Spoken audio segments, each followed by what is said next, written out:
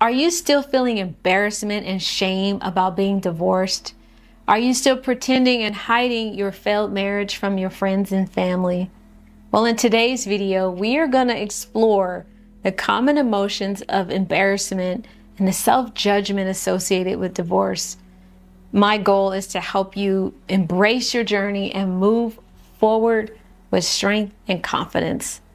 And if you didn't know already, I am Myesha, author, speaker, content creator, and your new best friend. I post videos each and every week to inspire, motivate, and empower you to live a happier, healthier life. Divorce is a significant life transition that can evoke a wide range of emotions, including embarrassment and feelings of failure. However, it is important for you to know that divorce does not define your worth or diminish your potential for happiness. My number one thought was, I failed. When the divorce was announced, I just felt like a complete failure. I failed to give my kids the family unit they deserved. I showed this perfect marriage to the world, and I failed to be authentic about struggles. I failed in my promise to God to be together until death do us part. I just felt like a complete and utter fraud. I was embarrassed that after helping so many other people deal with relationship challenges, I wasn't able to save my own. Here we were all on television, people like, y'all were just like the perfect couple. Y'all like the Barack and Michelle. We love y'all, and I loved us too. And now we're divorced. It was just like, what a sham, what a failure, I thought. My thoughts ruminated so much so it was almost debilitating. Like, how would I go out the house? How would I interact with people? I didn't know how they would treat me when they saw me. I was nervous about their response. And I remember seeing a lady walking down the street, and she saw me, she'd start crying. She was like, I'm just so sad to hear about your marriage being over. And I felt comforted and embarrassed that we're having this conversation right now. I have come to know that these feelings are normal, they're natural, and they show our humanity. And if you're here in this place where you still feel embarrassed, that's okay. You are where you are. And I want to let you know that you won't always be there. I realized that the people watching my marriage, they weren't in my marriage. I realized that the illusion created about what our relationship represented was meaningful for people, and that's okay. What changed things for me was the realization that everyone has their own story and private situation that if the world found out about it, they would be embarrassed too. They would be embarrassed too. It was just my turn.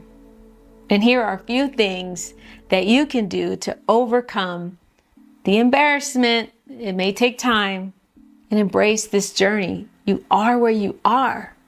Number one, let go of societal expectations.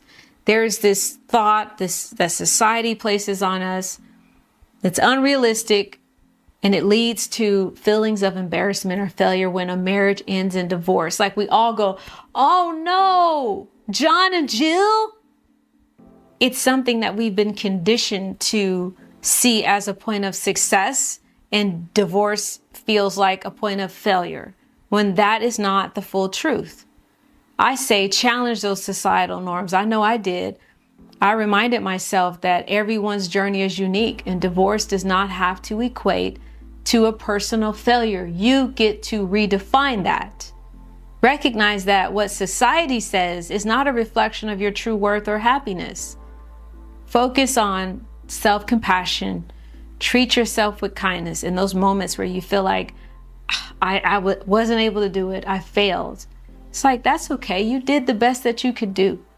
Acknowledge that going through a divorce is a difficult decision made with the intentions of prioritizing your well-being and personal growth. No one knows your reasons, and we really don't have to at this moment. You did what you felt like you needed to do, and there are many of you who had no choice in the matter. You woke up and the house was packed up and your spouse was gone. Wow. and you now have to pick up the pieces. Seek out supportive networks of friends and family, groups, somebody who understands and empathizes with you. You need to look somebody in the eye and for them to say, you will be okay. I'm doing it for you right now. You will be okay. Share your feelings with those who uplift you and encourage you, and that could help alleviate the embarrassment. Just saying it out of your mouth and the person saying, I understand, I've been there, is enough sometimes. Let go of the illusion of what your church community thinks about your marriage. I know I've had so many people over the couples ministry, people that were just the perfect couple that you would never imagine would have an issue. And what kept them in this relationship for so long that was broken was what other people would think. What are the people who follow us? What are they going to think? What are the kids going to think? It's just, we believe the illusion that our marriages are perfect. And so we work really hard to present that to others. And it keeps us from moving forward. They often don't know the circumstances for how and why you are divorcing anyway. By letting go of the societal expectations, what the mama think, daddy think, everybody else thinks, by letting go of what you read on social media, even what this idea is in our church community, you can free yourself to embrace the journey with self-acceptance and resilience. When people tell me, oh, well, the Bible says X, Y, and Z, what does that have to do with the person whose husband packed up all of his stuff and left with a note, or left and filed divorce papers? What is that woman? How is she improved or enhanced? How is that woman edified by the reminder of what the Bible says to her? This is the importance of you owning your journey, because people will come from all parts of the world to make you feel ashamed for what you sometimes have no control over. Nobody knows what you're going through, and nobody knows why you're here. You know. Give yourself compassion. Quiet those noises of everybody around you and do your healing work. Number 2, reframe your perspective. Instead of viewing this moment in this season in your life as a failure, reframe it as an opportunity for growth and self-discovery. You can focus on the lessons learned during your marriage and use them as a stepping stone for personal development. I have met God in brand new ways on this side of things, and looking for lessons and looking for opportunities to learn and to improve myself have been a game changer. Embrace the opportunity to rediscover yourself and pursue your passions. I think for me, the biggest realization was that divorce is not solely one person's responsibility. There is a complex interplay of factors, and both partners contribute to the success of a relationship or the challenge. I say in this moment, girl, guy, shift your focus to the positive outcomes that can result from this very broken situation. Increase self-awareness, improve well-being, the potential for a healthier relationship in the future. By reframing your perspective, you can shift from feelings of embarrassment and failure to one of resilience and personal growth. Number 3, one of my favorites, seek professional support. How do I get through these thoughts? I'm a failure, I'm nothing, I'm nobody, shame. Talk to somebody. Navigating the emotional challenges of divorce, it's overwhelming. Seeking support from a coach or a therapist is instrumental in your healing process. Let me tell you, I went to weekly therapy with a psychologist. He was a psychoanalyst for 5 years. My last day of therapy was when my divorce was stamped final. And I knew that I had the tools that I needed to navigate life on my own for a while. I'm an advocate of professional support. I would not be here today if it weren't for the processing of my thoughts and emotions and understanding myself and my role in the end of my marriage. That happened in therapy.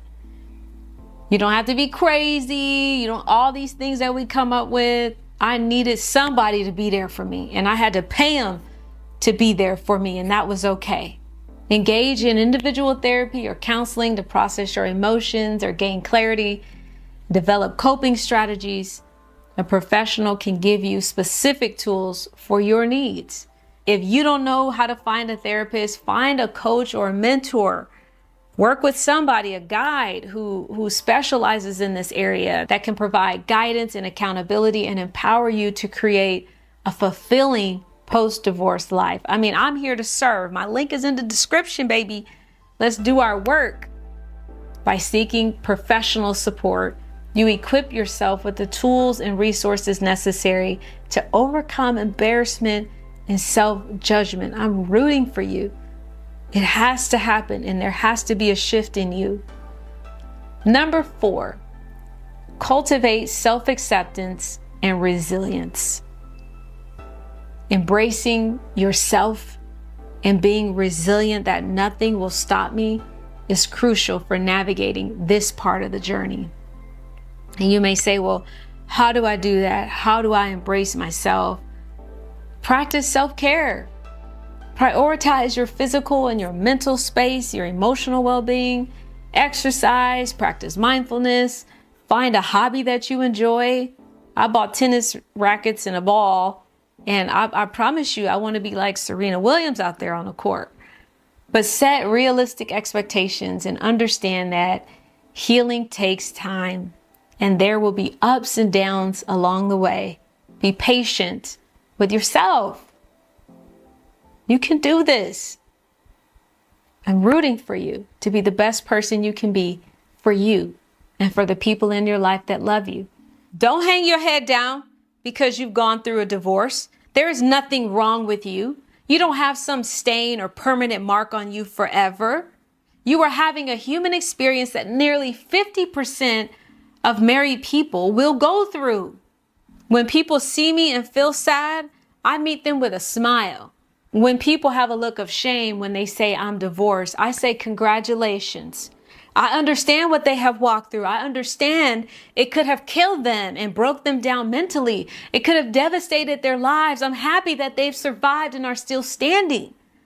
I am happy, and no matter what, I am grateful to be here. I am no longer embarrassed about my story, what I've come through, because it's made me the person that I am today. And I can't wait for you to experience the same freedom that's waiting for you on the other side. So in the comments right now, let me know where you are on the journey. How are you moving through your own embarrassment? How have you overcome? Let's be a support to other people that are navigating this space. I didn't have a lot of people explaining things to me when I went through a divorce. That's why I made sure to leave a blueprint for everybody coming still. And if you haven't already, like, subscribe, comment. Don't forget the links in the description. There's so much there. See you next time.